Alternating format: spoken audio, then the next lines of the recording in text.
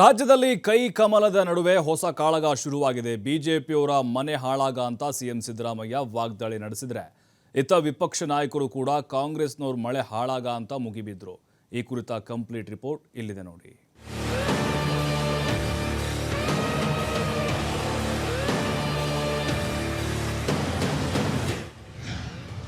ಕೈ ಕಮಲ ನಡುವೆ ಮನೆ ಹಾಳಾಗ ಕಾಳಗ. ಸಿಎಂ ಹೇಳಿಕೆಗೆ ತಿರುಗಿ ಬಿದ್ದ ಕೇಸರಿ ಪಡೆ. ಈ ಬಿಜೆಪಿಯವರು ಮನೆ ಹಾಳಾಗ ಯಾವತ್ತಾರು ಒಂದು ದಿನ ಸ್ವಾತಂತ್ರ್ಯ ಹೋರಾಟದಲ್ಲಿ ಭಾಗಿಯಾಗಿದ್ದಾರೆ. ಕಾಂಗ್ರೆಸ್ ಅವ್ರ ಮನೆ ಹಾಳಾಗಬೇಕು. ಯಾಕಂದ್ರೆ ಈ ಭಯೋತ್ಪಾದಕರ ದಾಳಿ ಶುರುವಾಗಿದ್ದೇ ಇವರಿಂದ. ಈ ಮನೆ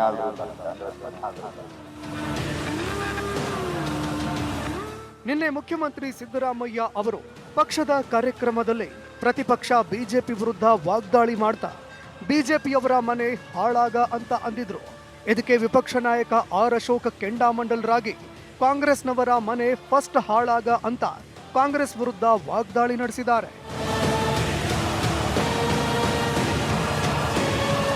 ಗ್ಯಾರಂಟಿ ಸಮಾವೇಶದಲ್ಲಿ ಸಿಎಂ ಸಿದ್ದರಾಮಯ್ಯ ಮಾತನಾಡ್ತಾ, ನಾವು ಎಲ್ಲಾ ಸರ್ಕಾರಿ ಶಾಲೆಗಳಲ್ಲಿ ಸಂವಿಧಾನ ಪೀಠಿಕೆ ಓದು ಆರಂಭಿಸಿದ್ವಿ. ಬಿಜೆಪಿಯವರು ಯಾವತ್ತಾದ್ರೂ ಮಾಡಿದ್ರ? ಅಂಬೇಡ್ಕರ್ ಹೆಸರೇಳೋದು, ವಾಜಪೇಯಿ ಮೂರ್ತಿಯನ್ನ ಪ್ರತಿಷ್ಠಾಪನೆ ಮಾಡೋದು, ಯಾಕಂದ್ರೆ ನಾವು ಅವರ ಪರ ಇದೀವಿ ಅಂತ ತೋರಿಸೋದಕ್ಕೆ. ಬಿಜೆಪಿಯವರ ಮನೆ ಹಾಳಾಗ ಯಾವತ್ತಾದ್ರೂ ಸ್ವತಂತ್ರ ಹೋರಾಟದಲ್ಲಿ ಭಾಗಿಯಾಗಿದ್ದಾರಾ ಅಂತ ಪ್ರಶ್ನೆ ಮಾಡಿದ್ರು. ನಾವು ಸಂವಿಧಾನದ ಪೀಠಿಕೆನ ಎಲ್ಲ ಸರ್ಕಾರಿ ಶಾಲೆಗಳಲ್ಲಿ ಮತ್ತು ಅನುದಾನಿತ ಶಾಲೆಗಳಲ್ಲಿ ಎಲ್ಲ ಓದಬೇಕು ಪೀಠಿಕೆನ ಅಂತ ಮಾಡಿದ್ವಿ. ಅವ್ರು ಮಾಡಿದ್ರ?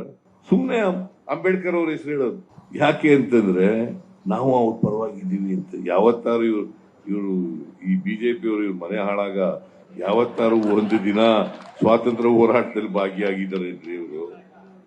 ನೋಡಿ, 1925ನೇ ಇಸ್ವಿನಲ್ಲಿ RSS ಪ್ರಾರಂಭ ಆಯಿತು.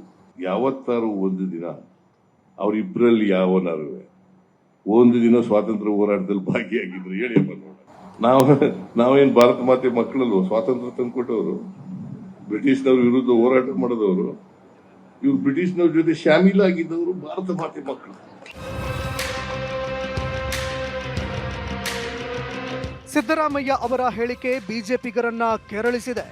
ವಿಧಾನಸಭೆ ಪ್ರತಿಪಕ್ಷ ನಾಯಕ ಆರ್ ಅಶೋಕ್ ಬಿಜೆಪಿಯನ್ನ ಬೈದಿದ್ದ ಸಿಎಂ ಸಿದ್ದರಾಮಯ್ಯರಿಗೆ ತಿರುಗೇಟು ನೀಡಿದ್ದಾರೆ. ಭಯೋತ್ಪಾದಕರ ದಾಳಿ ಶುರುವಾಗಿದ್ದೇ ಕಾಂಗ್ರೆಸ್ನವರಿಂದ, ಕಾಂಗ್ರೆಸ್ ಮನೆ ಫಸ್ಟ್ ಹಾಳಾಗ ಅಂತ ಆಕ್ರೋಶ ವ್ಯಕ್ತಪಡಿಸಿದ್ರು. ಫಸ್ಟು ಕಾಂಗ್ರೆಸ್ ಅವ್ರ ಮನೆ ಹಾಳಾಗಬೇಕು. ಯಾಕಂದ್ರೆ ಈ ಭಯೋತ್ಪಾದಕರ ದಾಳಿ ಶುರುವಾಗಿದ್ದೇ ಇವರಿಂದ, ಈ ಮನೆ ಹಾಳರಿಂದಾನೆ, ಕಾಂಗ್ರೆಸ್ ಮನೆ ಹಾಳರಿಂದಾನೆ. ಈ ಕಾಶ್ಮೀರದಲ್ಲಿ, ಜಮ್ಮು ಕಾಶ್ಮೀರದಲ್ಲಿ ನಿರಂತರವಾಗಿ ಗ್ರಾನೈಟು, ಗುಂಡು, ಮಿಸೈಲ್ಸು ಎಲ್ಲ ಬಂದ್ಬಿಟ್ಟಿದ್ವು. ಈಗ ಯಾಕೆ ಸದ್ದಿಲ್ದಿರ ಕೂತಿದ್ದಾರೆ? ವಿಧಾನಸೌಧದಲ್ಲಿ ಕರ್ಕೊಂಬಂದು ಕಾಂಗ್ರೆಸ್ ಕಾರ್ಯಕರ್ತರನ್ನ ಕರ್ಕೊಂಬಂದು ಪಾಕಿಸ್ತಾನ ಜಿಂದಾಬಾದ್ ಅಂತ ಕೂಗಿಸ್ತಂದು ರಾಜ್ಯಸಭಾ ಸದಸ್ಯ ಅವರೇ ಲೆಟ್ರ್ ಕೊಟ್ಟಿದ್ದಾರೆ. ಯಾರು ಮನೆ ಆಳ್ರು? ದೇಶದ ಮನೆ ಹಾಳು ಮಾಡೋದು ಕಾಂಗ್ರೆಸ್ಸಿನ ಬುದ್ಧಿ.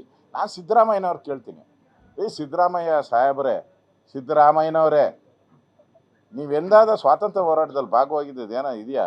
ಈ ಬಿಜೆಪಿಯವರು ಮನೆ ಹಾಳಾಗ ಯಾವತ್ತಾರು ಒಂದು ದಿನ ಸ್ವಾತಂತ್ರ್ಯ ಹೋರಾಟದಲ್ಲಿ ಭಾಗಿಯಾಗಿದ್ದಾರೆ ಇವರು.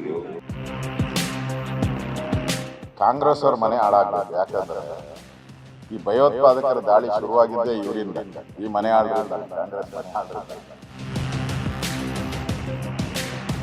ಇನ್ನೊಂದೆಡೆ ಬಿಜೆಪಿ ರಾಜ್ಯ ಅಧ್ಯಕ್ಷ BY ವಿಜಯೇಂದ್ರ ಕೂಡ ಸಿದ್ದರಾಮಯ್ಯ ಅವರ ಹೇಳಿಕೆಗೆ ತಿರುಗೇಟು ಕೊಟ್ಟಿದ್ದಾರೆ.